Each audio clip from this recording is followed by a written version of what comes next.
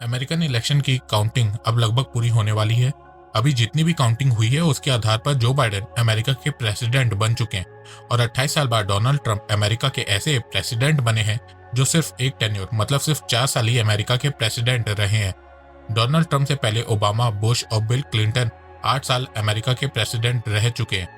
वैसे इस काउंटिंग को देखने के बाद डोनाल्ड ट्रंप खुश नहीं है। उनका मानना है कि जो 3 तारीख तक काउंटिंग हुई है उसी को मानना चाहिए। उसके बाद जो बैलेट पेपर से काउंटिंग हो रही है वो अमेरिकन इलेक्शन के नियम के खिलाफ है। दरअसल इस साल अमेरिकन इलेक्शन में इलेक्ट्रॉनिक वोटिंग के साथ साथ बैलेट पेपर वोटिंग और मेल वोटिंग भी बहुत हुई है, तो इनकी काउंटिंग के चलते अमेरिकन इलेक्शन के रिजल्ट में देरी हो रही है। इसी देरी के चलते डोनाल्ड ट्रंप का कहना है कि इसमें धांधली हुई है और इसके लिए वो सुप्रीम कोर्ट जाएंगे। अब सुप्रीम कोर्ट क्या डिसीजन लेती है वो काउंटिंग के कंप्लीट होने के बाद ही पता चलेगा। वैसे आगे क्या होगा ये बताना मुश्किल है, क्योंकि इस बार अमेरिकन इलेक्शन की प्रेडिक्शन लगभग सबकी गलत साबित हुई है। अमेरिकन मीडिया जिस तरह से बोल रही थी कि जो बाइडेन की वन साइडेड विक्ट्री होगी, वैसी विक्ट्री देखने को नहीं मिली। डोनाल्ड ट्रंप ऑलरेडी 214 सीट तो जीत ही चुके हैं, तो ये वन साइडेड विक्ट्री नहीं हुई। दूसरी तरफ जो लोग डोनाल्ड ट्रंप की जीतने की बात कर रहे थे वहां पे भी लोग गलत साबित हुए हैं। तो इस बार अमेरिकन इलेक्शन में आगे क्या क्या देखने को मिलेगा वो बताना मुश्किल है। अभी जो सिचुएशन बनी हुई है उसे यही लग रहा है कि Joe Biden next American president है। तो आज हम जो बाइडेन के बारे में बात करेंगे। तो नमस्कार दोस्तों, स्वागत करते हैं आपका चार्जिंग पॉइंट हिंदी में। दोस्तों आज की इस वीडियो में आप जानेंगे कि जो बाइडेन भारत के लिए अच्छे होंगे या बुरे होंगे, और साथ में जानेंगे कि जो बाइडेन के आने से भारत को कितना फायदा होगा और कितना नुकसान होगा। तो जुड़े रहिए आप इस वीडियो के साथ। दोस्तों मैं ऐसे ही एजुकेशनल टॉपिक पे बात करता हूँ, तो अगर आपको मेरा काम पसंद आता है तो अब आप मुझे सपोर्ट कर सकते हैं पेट्रियन और यूट्यूब में ज्वाइन बटन के थ्रू। और अब आप मुझे फेसबुक, इंस्टाग्राम, ट्विटर में भी फॉलो कर सकते हैं, उसकी लिंक डिस्क्रिप्शन में। जो बाइडेन अमेरिका के उपराष्ट्रपति वाइस प्रेसिडेंट रह चुके। अमेरिका के 44वें राष्ट्रपति बराक ओबामा के कार्यकाल के समय जो बाइडेन अमेरिका के उपराष्ट्रपति थे। हालांकि राष्ट्रपति और उपराष्ट्रपति के पद पर आने से पहले दोनों की कुछ खास नहीं बनती थी, क्योंकि दोनों ही राष्ट्रपति की रेस का हिस्सा थे। लेकिन चुनाव में फंड्स और सपोर्ट इकट्ठा ना कर पाने के कारण इस रेस में जो बाइडेन बराक ओबामा से पीछे रह गए और फिर ओबामा को डेमोक्रेटिक पार्टी का राष्ट्रपति उम्मीदवार चुना गया था। इसके बाद ओबामा राष्ट्रपति बने, तब जो बाइडेन उपराष्ट्रपति बने। अब समझते हैं कि जो बाइडेन के आने से भारत को कितना फायदा और नुकसान होगा डिफरेंट पैरामीटर्स के थ्रू। ट्रेड की बात करें तो इस समय भारत का सबसे बड़ा ट्रेडिंग पार्टनर अमेरिका है और अमेरिका का 9वां सबसे बड़ा ट्रेडिंग पार्टनर भारत है। दोनों देशों के आपस में 148 बिलियन डॉलर की ट्रेड होती है, जिसमें से अमेरिका भारत में 58.9 बिलियन डॉलर के प्रोडक्ट एक्सपोर्ट करता है। वहीं भारत अमेरिका में 83.2 बिलियन डॉलर के प्रोडक्ट एक्सपोर्ट करता है। भारत का अमेरिका के साथ ट्रेड करने में फायदा है, क्योंकि भारत अमेरिका को ज्यादा सामान बेचता है ना कि खरीदता है, और इन दोनों देशों के बीच ट्रेड बढ़ेगी तो इसमें भारत को ही फायदा होगा। जो बाइडेन के आने से भारत और अमेरिका के बीच ट्रेड बढ़ता हुआ नजर आ सकता है, और हो सकता है कि आने वाले दिनों में भारत और अमेरिका के बीच कोई ट्रेड डील भी हो जाए, क्योंकि जो बाइडेन और मोदी जी के ट्रेड डील के विजन बहुत मिलते हैं।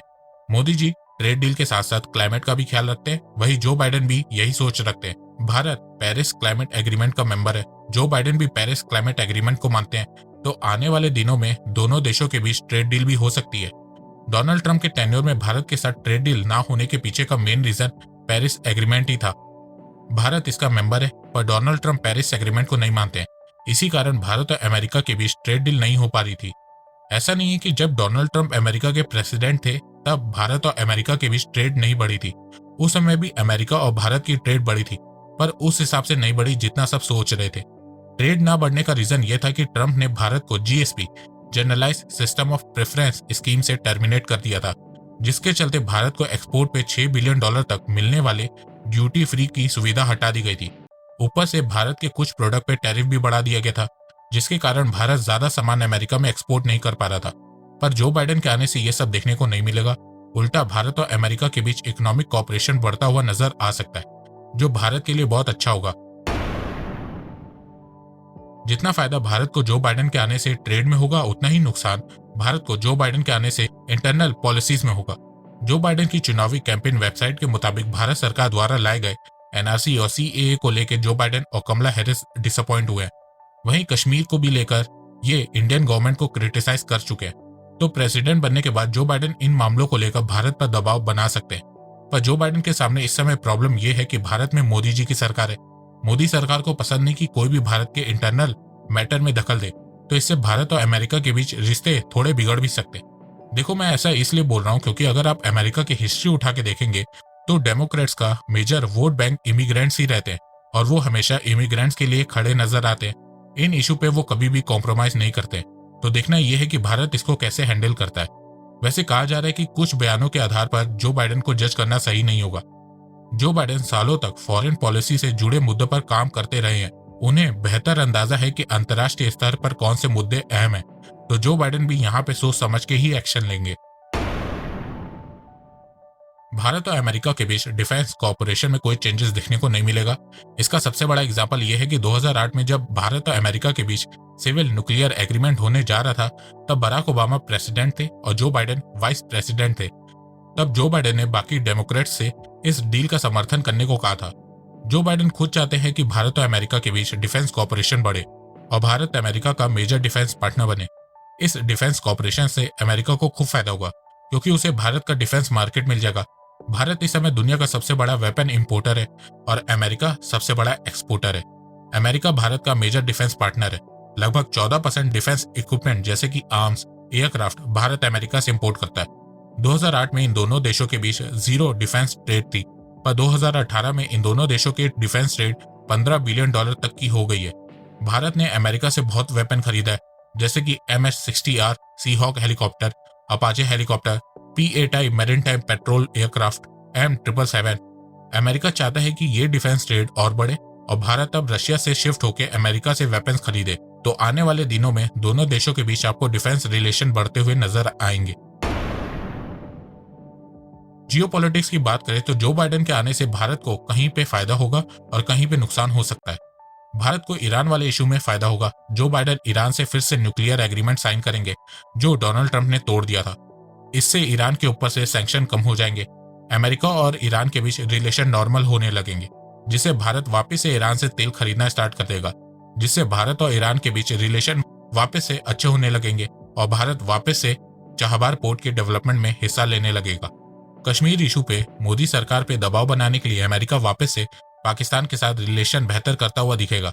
बहुत से इंटरनेशनल फोरम में अमेरिका पाकिस्तान का साइड लेते हुए दिख सकता है। देखो, मैं ऐसा इसलिए बोल रहा हूँ क्योंकि जब भी डेमोक्रेटिक पार्टी इलेक्शन जीतती है तो उसका रिलेशन पाकिस्तान से अच्छा होता है। बराक ओबामा का ही एग्जाम्पल ले लो। बराक ओबामा आए दिन पाकिस्तान को लोन देते थे। जो बाइडेन के रिलेशन भी पाकिस्तान के साथ अच्छे रहे हैं। 2008 में जब पाकिस्तान को $1.5 बिलियन का लोन मिला था, तब उस समय पाकिस्तान ने जो बाइडेन को पाकिस्तान का सेकंड हाईएस्ट सिविलियन ऑनर हिलाल पाकिस्तान दिया था। तो पाकिस्तान जो बाइडेन के प्रेसिडेंट बनने से खूब खुश है। पर इस बार जो बाइडेन भारत से भी अच्छे रिश्ते रखना चाहते हैं, तो वो कश्मीर मुद्दे पे मीडिएटर बनना चाहेंगे, पर यहाँ पे भारत अपनी पॉलिसी पे कायम रहेगा। तो आपको भारत और पाकिस्तान रिलेशन में बदलाव देखने को नहीं मिलेगा, क्योंकि भारत ने पहले ही साफ कर दिया है कि वो अपने हितों की रक्षा जरूर करेगा। पर पाकिस्तान के लिए एक अच्छी बात यह होगी कि उसे अब अमेरिका से वापस से पैसा मिलना स्टार्ट हो जाएगा। चाइना की बात करें तो डोनाल्ड ट्रंप जहां चीन से नाराज नजर आते हैं, वहीं जो बाइडेन चीन की तरफ झुके नजर आते हैं। वो इसलिए क्योंकि जो बाइडेन के बेटे हंटर बाइडेन का चाइना की कुछ कंपनीज और वहां के बैंक के साथ कनेक्शन है। उसके अलावा साल 2017 में चीन की एक कंपनी BHR पार्टनर्स ने जो बाइडेन को शानचाई यानी सिक्योर का पद दिया था। सिक्योर का मतलब एक ऐसा पद जिस पर आपको किसी प्रकार का काम नहीं करना होता है। इस दौरान आपको अच्छी खासी तनख्वाह दी जाती है या फिर अच्छी खासी स्टेटस कंपनी द्वारा मुहैया कराई जाती है। इससे कहीं ना कहीं ये समझ में आता है कि चीन में जो बाइडेन का कहीं ना कहीं सीधा निजी हित और फायदे हैं। तो जो बाइडेन के आने से अमेरिका चाइना के बीच ट्रेड वॉर खत्म होता हुआ नजर आ सकता है और हो सकता है कि जो बाइडेन लद्दाख वाले मामले में भारत पे प्रेशर बनाए, क्योंकि जो बाइडेन का रुख चीन के प्रति थोड़ा नर्म रहेगा। पर कुछ लोगों का ये भी मानना है कि जो बाइडेन कुछ जगह पे चीन पे ही सख्त नजर आ सकते हैं, जैसे कि South China Sea issue, Uyghur Muslim issue, Hong Kong issue, Taiwan Vietnam issue. पर कितने सख्त नजर आएंगे ये तो समय ही बताएगा। अमेरिका में लगभग 44 लाख इंडियन रहते हैं। यूएस पॉपुलेशन का लगभग 1.3%। आज के टाइम यूएस में बड़ी बड़ी कंपनीज के CEO और टॉप पोजीशन में इंडियन ही है। इसके साथ साथ अमेरिका में 1,96,000 इंडियन स्टूडेंट भी पढ़ते हैं। जो बाइडेन के आने से इंडियंस के लिए अमेरिका में काम करना और पढ़ना आसान हो जाएगा। जो बाइडेन ने अपने कैंपेन में भी कहा है कि वो H1 वीजा को आसान करेंगे। H1 वीजा के आसान होने से अमेरिका में इंडियंस के लिए काम करना और पढ़ना आसान हो जाएगा।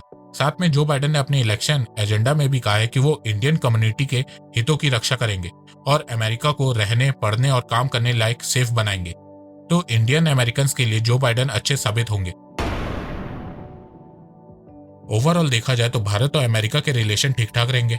बस कभी कभार कश्मीर और भारत के इंटरनल इश्यूज पे कमेंट को लेकर दोनों देशों में अनबन होती रहेगी और अमेरिकन मीडिया इसे हाईलाइट करता रहेगा, क्योंकि इस बार majority of American media Joe Biden की पार्टी की तरफ होगा। वैसे ही भारत में भी कुछ मीडिया हाउसेस इस नेगेटिव कमेंट को खूब हाईलाइट करेंगे, इस पे खूब वीडियो बनाएंगे कि जो बाइडेन ने ये कह दिया, कमला हैरिस ने ये कह दिया।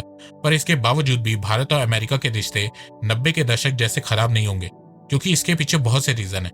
जैसे कि भारत अब वो 90 के दशक का भारत नहीं रहा है, बहुत कुछ बदल चुका है। भारत इस समय एक बहुत बड़ा मार्केट बन चुका है। अमेरिका इतना बड़ा डिफेंस मार्केट खोना नहीं चाहेगा। इसके अलावा भारत वर्ल्ड लार्जेस्ट डेमोक्रेसी है और अमेरिका वर्ल्ड ओल्डेस्ट डेमोक्रेसी है। दोनों देशों के ख्यालात आपस में बहुत जगह पे मिलते हैं और पिछले 20 सालों में ये देखने को भी मिला है कि जो भी अमेरिकन और इंडियन लीडर आए हैं, उन्होंने अमेरिका और भारत के बीच रिश्ते मजबूत ही किए हैं। जो बाइडेन भी यही करते हुए नजर आएंगे, क्योंकि 2006 में जब वो सेनेटर थे तब उन्होंने एक इंटरव्यू में कहा था कि उनका एक सपना है कि 2020 में दुनिया में 2 क्लोजेस्ट नेशन होंगे और वो 2 नेशन अमेरिका और भारत होंगे। तो जो बाइडेन वैसे तो भारत के लिए सही होंगे, पर कश्मीर और इमिग्रेंट्स पॉलिसी को लेके दोनों देशों के बीच तू मैं होती रहेगी। तो दोस्तों, मुझे लगता है कि अब आपको सब समझ में आ गया होगा। तो अगर आपको ये वीडियो पसंद आए तो आप इस वीडियो को लाइक कीजिए और अब आप मुझे सपोर्ट भी कर सकते हैं पेट्रियन और यूट्यूब में ज्वाइन बटन के थ्रू।